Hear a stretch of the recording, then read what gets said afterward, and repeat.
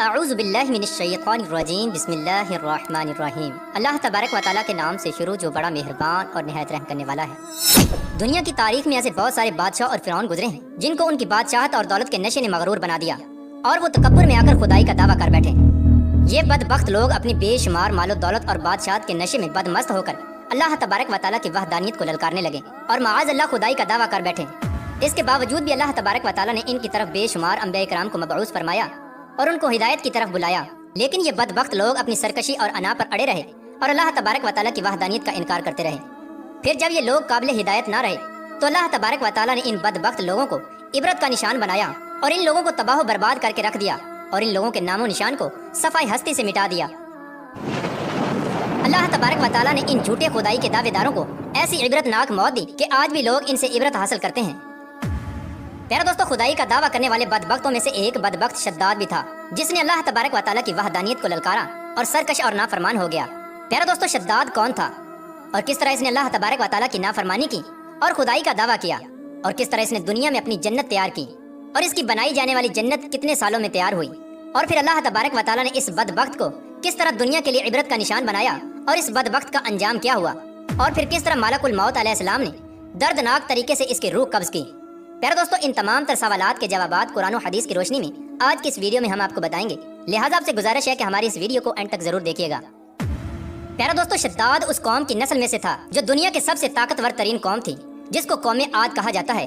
اس قوم کے بارے میں اللہ تبارک و تعالیٰ قرآن پاک میں ارشاد فرماتا ہے کہ ان کے جیسی قوم نہ اللہ تبارک و تعالیٰ نے ان سے پہلے پیدا کی اور نہ ہی ان کے بعد کسی قوم کو پیدا کیا۔ قوم عاد احقاف کے اندر آباد تھی۔ احقاف ایسی جگہ تھی جہاں ریت کے بہت ہی بلند و بالا ٹیلے تھے، اور احقاف کا یہ علاقہ یمن اور عمان کے درمیان بکھرا ہوا تھا۔ اس علاقے کے اندر قوم عاد 8,500 سال پہلے آباد تھی۔ اس قوم پر اللہ تبارک و تعالیٰ کا یہ خاص کرم تھا کہ اللہ تبارک و تعالیٰ نے اس قوم کو دنیا کی سب سے طاقتور قوم بنایا تھا۔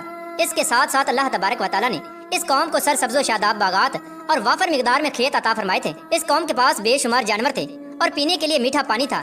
اس کے علاوہ بھی اللہ تبارک و تعالیٰ نے اس قوم کو بے شمار نعمتوں سے نوازا تھا۔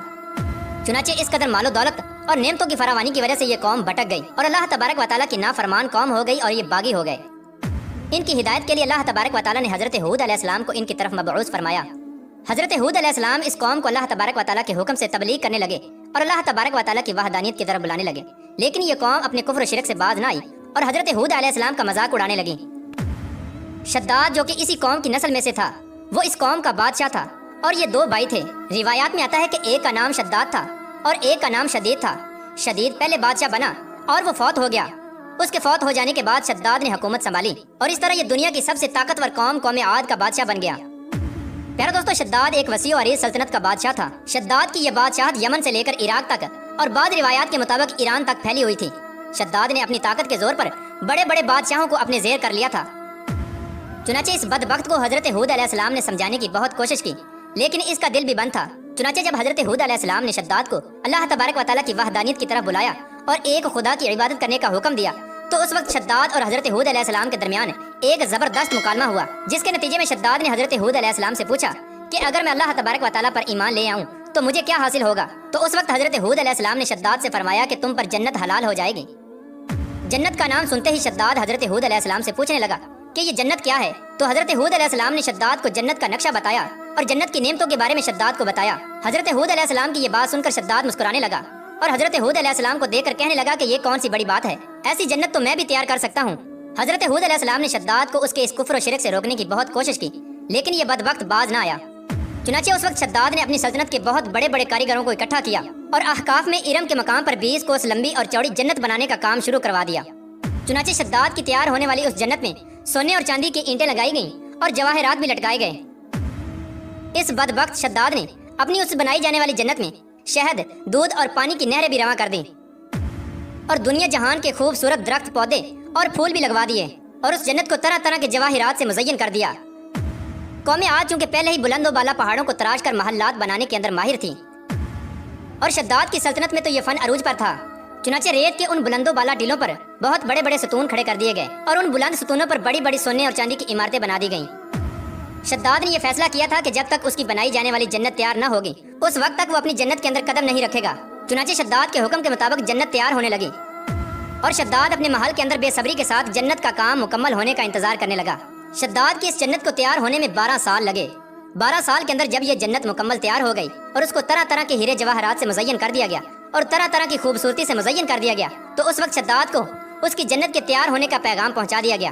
چنانچہ شداد جنت کے تیار ہونے کا پیغام سنتے ہی بہت خوش ہوا اور شداد اپنی جنت کو دیکھنے کے لیے اپنی فوج کو ساتھ لے کر جنت کی طرف نکل پڑا۔ چنانچہ شداد ابھی جنت کے دروازے پر پہنچا ہی تھا کہ اس نے اپنے سامنے ایک شخص کو کھڑا دیکھا۔ شداد اس شخص کو دیکھتے ہی پہچان گیا اور اپنے حواریوں سے کہنے لگا کہ یہ شخص مجھے جنت میں داخل نہیں ہونے دے گا۔ تو اس وقت شداد کے حواریوں نے شداد سے پوچھا کہ یہ شخص کون ہے اور یہ جنت میں کیوں نہیں داخل ہونے دے گا؟ تو اس وقت شداد نے اپنے حواریوں سے کہا کہ یہ ملک الموت علیہ السلام ہیں جو کہ میری روح قبض کرنے کے لیے آئے ہیں اور یہ مجھے جنت میں داخل نہیں ہونے دیں گے۔ اس وقت شداد بدبخت ملک الموت علیہ السلام سے عرض کرنے لگا کہ مجھے صرف اپنی جنت میں قدم رکھنے کی مہلت دے دی جائے، لیکن اللہ تبارک و تعالیٰ کی طرف سے مقررہ فرشتے نے جواب دیا کہ مجھے اللہ تبارک و تعالیٰ کی طرف سے حکم ہے کہ میں تجھے تمہاری جنت کے اندر قدم نہ رکھنے دوں۔ شداد ملک الموت علیہ السلام کے سامنے بہت رویا اور گر گڑایا، لیکن ملک الموت علیہ السلام نے اللہ تبارک و تعالیٰ کے حکم کی تکمیل کرتے ہوئے شداد کی روح قبض کر لی۔ چنانچہ شداد کی موت کے بعد حضرت جبرائیل علیہ السلام نے ایک زوردار چیخ ماری اور شداد کی بنائی ہوئی ساری جنت زمین کے اندر دھنس گئی اور غائب ہو گئی۔ شداد کی اس عبرتناک موت کے بعد حضرت ہود علیہ السلام نے قوم عاد کو 12 مرتبہ سمجھایا، لیکن قوم عاد باز نہ آئی۔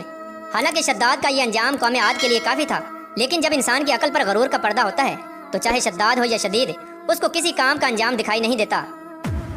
حضرت ہود علیہ السلام نے قوم عاد کو شداد کا انجام بتا بتا کر ڈرانے کی کوشش کی، لیکن قوم عاد باز نہ آئی اور اسی طرح اللہ تبارک و تعالیٰ کی نافرمانیاں کرتی رہی، یہاں تک کہ حضرت ہود علیہ السلام مایوس ہو گئے۔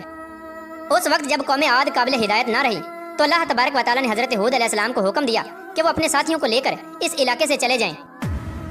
اللہ تبارک و تعالیٰ کے یہ حکم پاتے ہی حضرت ہود علیہ السلام نے اس وقت آخری مرتبہ اپنی قوم کو سمجھانے کی کوشش کی، لیکن وہ لوگ پھر بھی باز نہ آئے، تو حضرت ہود علیہ السلام اپنے ساتھیوں کو لے کر اس علاقے سے روانہ ہو گئے۔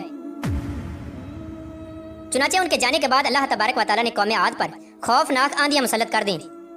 اللہ تبارک و تعالیٰ کی طرف سے آنے والی وہ خوفناک آندیاں اور طوفان 7 راتیں اور 8 دن تک چلتی رہیں، یہاں تک کہ وہ پوری قوم اپنے بلند ستونوں اور سونے اور چاندی کی عمارتوں سمیت زمین کے اندر دنسا دیے گئے اور غرق کر دیے گئے۔ اور اللہ تبارک و تعالیٰ نے اس قوم پر اس قدر دردناک عذاب نازل فرمایا کہ اس قوم کا نام و نشان تک نہ رہا۔ جس وادی کے اندر بڑے بڑے بلند و بالا محلات تھے، وہ تمام کی تمام وادی ایک ریت کے صحرا کے اندر تبدیل ہو گئی۔ قوم عاد کے اس علاقے کو اللہ تبارک و تعالیٰ نے اس طرح زمین کے اندر غرق کر دیا کہ وہاں پر صرف اور صرف ریت کے ٹیلے باقی بچے اور کسی بھی چیز کا نام و نشان نہ بچا۔ پیارے دوستو، اس طرح اللہ تبارک و تعالیٰ نے شداد اور اس کی قوم کا عبرتناک انجام کیا اور ان لوگوں کو صفحہ ہستی سے مٹا دیا۔ اللہ تبارک و تعالیٰ سے دعا ہے کہ اللہ تبارک و تعالیٰ ہمیشہ اپنے حضور عاجزی اور انکساری کے ساتھ زندگی گزارنے کی توفیق عطا فرمائے اور حضور صلی اللہ تعالیٰ علیہ وآلہ وسلم کے بتائے ہوئے راستے پر چلنے